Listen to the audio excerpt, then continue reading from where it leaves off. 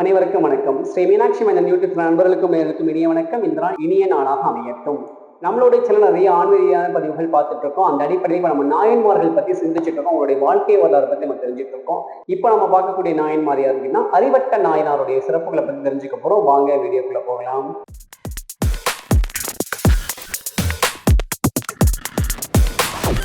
அற்புதை கீர்த்தி வேண்டேன், ஆனந்த வாழ்க்கை வேண்டேன், நற்பொருளுக்கு விதல் வேண்டேன், நலவனாபருக வேண்டேன், கற்பகமூர்த்தி தெய்வ களஞ்சியம் சென்று பொறுப்பான பணிந்து பாறை பொய்யில்லை கண்ட உண்மை.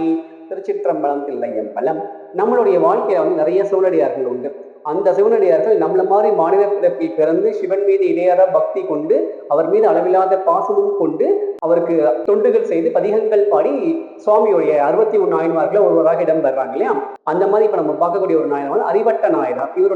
இவருடைய வாழ்க்கையை நம்ம தெரிஞ்சுக்க போறோம். இவர் பிறந்த ஊர் பாத்தீங்கன்னா திருவாரூர் திருத்துறைப்பூண்டிக்கு இருக்கக்கூடிய தங்கலைச்சேரி அப்படின்ற கிராமத்தை சார்ந்ததுதான் இவர். இவருடைய இயற்பெயர் தாயனார் அப்படின்னு சொல்றாங்க. இவர் சிறந்த சிவ பக்தர். இவருடைய வேலைகள் வயல்வெளியில போய் வேலை செஞ்சுட்டு அந்த ஊர்ல இருக்கக்கூடிய சிவன் கோவில், அந்த தண்டலைச்சேரி அப்படின்ற கிராமத்துல கூடிய சிவன் கோவிலுக்கு போய் சிவன் கோவிலுக்கு உழவார பணிகள்லாம் செஞ்சு முடிச்சு அங்க இருக்கக்கூடிய சிவபெருமானுக்கு அமுது செய்து படைப்பது, அதாவது நெய்வேத்தியம் பிரசாதம் சமைச்சு படைப்பதான் இவருடைய வேலை. இவர் வயல்வெளியில வேலை பார்க்காரு. அங்க அவருக்கு நிறைய செல்வங்கள் எல்லாமே இருக்குது. நிறைய பெரிய செல்வந்தரா இருக்காரு. நிறைய பேர் இவர்கிட்ட வேலை பார்க்கறாங்க. நிறைய சொத்துக்கள்லாம் இருக்குது. என்ன சொத்து என்ன இருந்தாலும் இவர் அந்த ஊர் சிவபெருமானுக்கு இவர் தான் கையாலே சமைத்து உணவு பரிமாறுவாராம். சென்னல் அரிசி சாதம், மாவடு, அதுக்கப்புறமாக கீரைக்கூட்டு சமைச்சு சுவாமிக்கு தினம் நெய்வேத்தியம் செய்த ஒரு சேவையாகவே இவர் செஞ்சிருக்கார். பாருங்க, இவருக்கு எவ்வளவு சிவபக்தி இருந்தா அந்த ஊர் சிவாலயத்துக்கு சிவபெருமானுக்கே நெய்வேத்தியம் செஞ்சு வழிபாடு செய்யக்கூடிய அளவுக்கு ஒரு உயர்ந்த ஒரு பக்தி இவர்கிட்ட இருக்குன்னு பாருங்க. அப்படி தினந்தோறும் அவர் செஞ்சுட்டே இருக்காரு. செஞ்சுட்டே இருக்கும்போது ஒரு கட்டத்துக்கு மேல சுவாமி இவர் சோதிக்க விரும்புறாரு. இவர் சோதிக்க விரும்புறதை தாண்டி இவருடைய சிவபக்தி உலகத்துக்கு தெரியவதற்கு காரணமாக சுவாமி இருக்கிறார். இவருடைய சிவபக்தி உலகத்துக்கு தெரிய வைக்கணும் அப்படின்னு சுவாமி முடிவு பண்ணாரு. முடிவு பண்ணி என்ன பண்ணாரு, நிறைய செல்வங்கள் இருக்குது, நிறைய சிவ தொண்டுகள் செஞ்சுட்டே இருக்காரு. ஒரு கட்டத்துக்கு மேல அந்த செல்வங்கள் படிப்படியா குறைஞ்சு வறுமை நிலைக்கு தள்ளப்பட்டார். அப்படி வறுமை நிலைக்கு போனாலும் கூட நிறைய கடன் வாங்கி கூட தினந்தோறும் அந்த உச்சிக்கால பூஜையில சுவாமிக்கு சென்னல் அரிசி, மாவடு, கீரை சாதம், கீரை கூட்டு வச்சு சுவாமிக்கு நைவேத்தியம் பண்ணிதான் இவர் சாப்பிடவே கூடாது. இதை தொடர்ந்து செஞ்சுட்டே இருக்காரு. செல்வமெல்லாம் கரைஞ்ச போது வறுமை தாண்டவம் ஆடுறது. வீட்டுல ஒரு பிடி அரிசி கூட கிடையாது. பல பேருக்கு வேலை கொடுத்திருந்த இந்த தாயனார் அப்படின்றவர் இவர் வேலைக்கு போய் சம்பாதிக்க ஒரு நிலைமைக்கு வந்துறாரு. அப்படி ஒரு வேலைக்கு போய் சம்பாதிச்சாலும் கூட அந்த என்ன வருமானம் கிடைக்குதோ அந்த வருமானத்தை வச்சு சிவபெருமானுக்கு தினந்தோறும் அமுத படைச்சிட்டே இருக்காரு.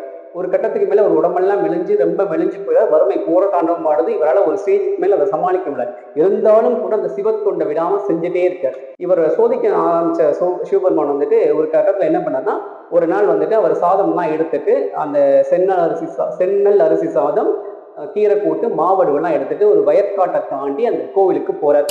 போகும்போது அந்த வயற்காடு ஃபுல்லா அந்த வெடிப்பா இருக்கும் இல்லையா, அந்த வெடிப்பெல்லாம் அந்த வெடிப்புல கால் இடறி கீழே விழுந்துடுறாரு. விழுந்த உடனே அவர் தலையில கூடையில வச்சிருந்த சாதம் கீழே விழுந்துருது.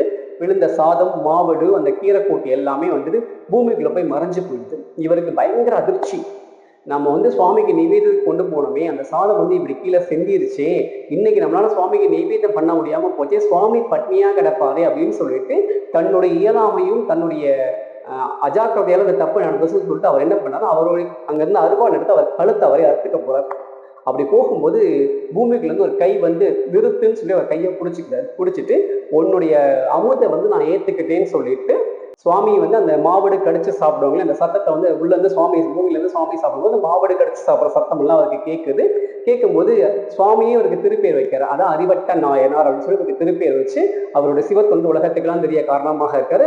மறுபடியும் நிறைய செல்வங்கள் சிவபெருமானுக்கு கொடுத்து திரும்ப சுவாமி நிறைய செல்வங்கள்லாம் அவருக்கு கொடுத்து மறுபடியும் அந்த சிவத்தொண்டு அந்த அமுது படைக்கிற வேலையை தொடர்ந்து செஞ்சு பல காலத்துக்கு அப்புறமாக இறைவன் திருவடி அடைகிறார். இது நம்ம என்ன தெரிஞ்சுக்கிறது அப்படின்னு கேட்டா, ஒரு வேலையே ஒரு விஷயத்தை நம்ம செய்யறோம் அப்படின்னா அது தொழிலாக இருந்தாலும் சரி, பக்தியாக இருந்தாலும் சரி, என்ன நடந்தாலும் கடைசி வரைக்கும் வைராகியமாக அதை நம்ம செஞ்சு முடிக்கும் போது நாம் எதிர்பார்த்ததை விட நிறைய வளர்ச்சியும் செல்வங்களையும் வளங்களையும் இறைவன் தருவான் அப்படின்றதான் இந்த அறிவட்ட நாயனருடைய வரலாறு நமக்கு உணர்த்தக்கூடியது. இதான் இந்த அறிவட்ட நாயனருடைய வரலாறு. அடுத்த பதிவில் அவருடைய நாயன்மாரை பத்தி நம்ம தெரிஞ்சுக்கலாம். அது வரைக்கும் உங்களிடம் விடைபெறுவது முருகனடிமை ஸ்ரீ மீனாட்சி மைந்தன். நன்றி, வணக்கம். வான்வெளியில் வளாது பெய்க மலிவளம் சுரக்க மன்னன் போன்முறை அரசு செய்க குறைவிலாது உயிர்கள் வாழ்க நான்மறை அரங்கல் உங்க நற்றவம் வேள்வி மல்க மேன்மைகள் செவிநிதி விலங்கு உலகம் எல்லாம். திருச்சிற்றம்பலம் தில்லை என்பலம். நம்மளுடைய ஸ்ரீ மீனாட்சி மைந்தன் யூடியூப் சேனல், முகநூல் பக்கங்கள், இன்ஸ்டாகிராம் பக்கங்களை ஃபாலோ பண்ணி, ஷேர் பண்ணி, சப்ஸ்கிரைப் பண்ற எல்லாருக்கும் ஒரு வேல்மாறல் புத்தகம், சுப்பிரமணியர் புஜகம் அல்லது திருப்புகழ் புத்தகம் அன்பளிப்பா கொடுத்துட்டு இருக்கோம். இது போக நீங்க வீட்டுல வச்சு வழிபாடு செய்வதற்கு ஒரு வேல், அது வச்சு வழிபாடு செய்ய ஒரு சின்ன கிண்ணமும் நம்ம அன்பளிப்பா கொடுத்துட்டு இருக்கோம். இந்த 3 புத்தகத்துல வேல்மாறல் புத்தகம் அல்லது சுப்பிரமணியர் புஜகம் அல்லது திருப்புகழ், இந்த 3 புத்தகத்துல எந்த புத்தகம் உங்களுக்கு வேணும்னு சொல்லி நீங்களே செலக்ட் பண்ணி அனுப்பலாம். எப்படி அனுப்பணும் அப்படின்னு நீங்க கேட்டீங்கன்னா, நம்மளுடைய மீனாட்சி மைந்தன் இன்ஸ்டாகிராம் பக்கத்துல போய் நம்ம பக்கத்தை ஷேர் பண்ணி, ஃபாலோ பண்ணி, சப்ஸ்கிரைப் பண்ணிட்டு அதை வந்து கமெண்ட் பாக்ஸ்ல போய் எனக்கு டிஎம் பண்ணுங்க. உங்க தகவலை டிஎம் பண்ணிட்டு எந்த புக் வேணுமோ அந்த புக்கை நீங்க செலக்ட் பண்ணி டிஎம் பண்ணுங்க. உங்களுக்கு கொரியர் போட்டு வரும். நன்றி, வணக்கம்.